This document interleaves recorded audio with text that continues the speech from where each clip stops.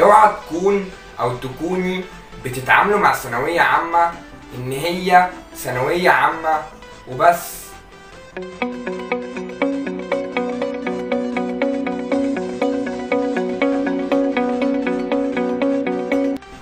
السلام عليكم ورحمة الله وبركاته. ازيكم يا جماعة، عاملين ايه؟ معكم محمد سعد وفيديو جديد. طبعا رمضان كريم وكل سنة وانتم طيبين قبل اي كلام وقبل اي حاجة. فيديو النهاردة لدفعتي حبايب قلبي طلاب الثانوية العامة.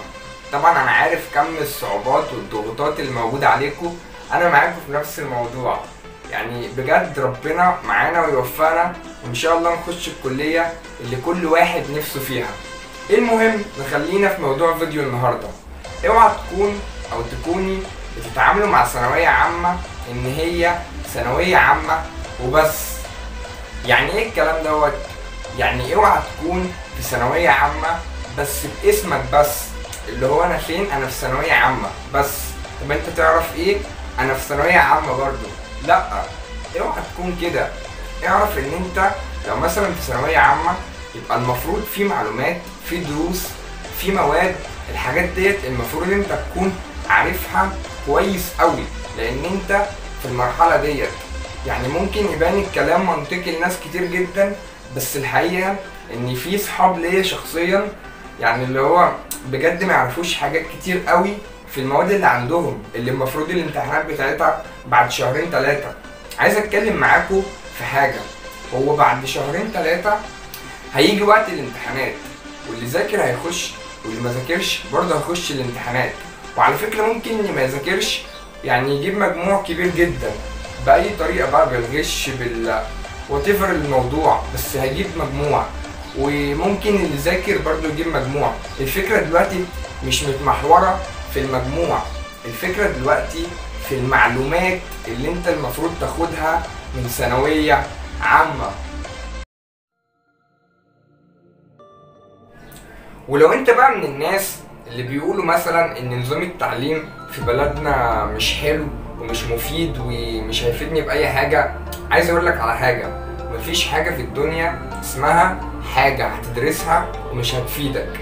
هتفيدك بأي طريقة.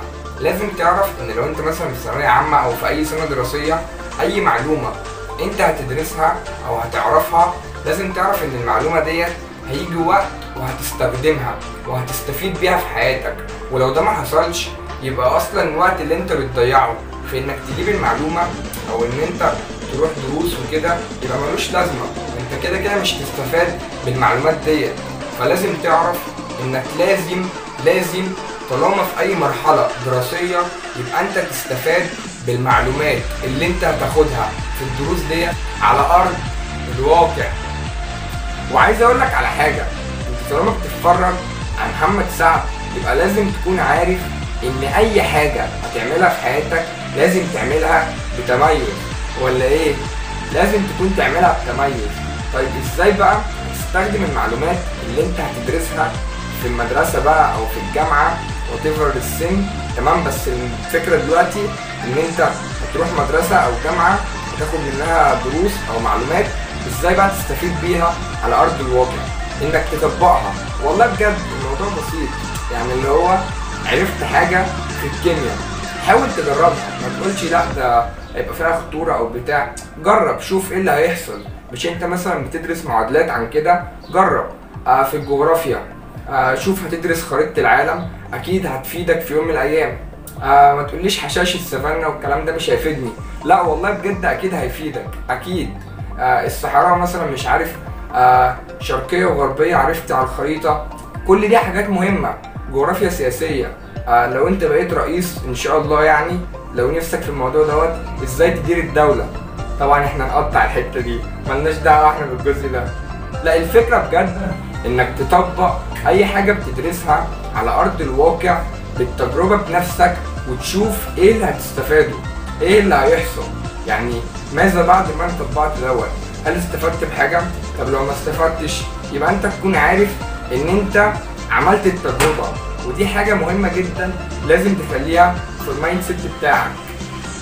طبعا في الجغرافيا والكيمياء انا اديت لكم مثال بس عشان ولا علم يزعلوا ولا ادب يزعلوا، بس بوصل لكم الفكره انك اي حاجه اذا كنت في علمي في ادبي في صنايع في اي حاجه لازم تطبق اي حاجه تعرفها على ارض الواقع علشان تستفيد منها. وبس كده، ده اللي كان عندي اقوله لك النهارده، وبكده وصلنا لنهايه الفيديو. اتمنى لو استفدت من الفيديو لو 1% انزل اضغط لايك وسبسكرايب وقول لنا رايكم في كومنت، واكتبوا لي في الكومنتات تحت عايزين نتكلم عن ايه في الفيديوهات الجايه. وبس كده، سلام.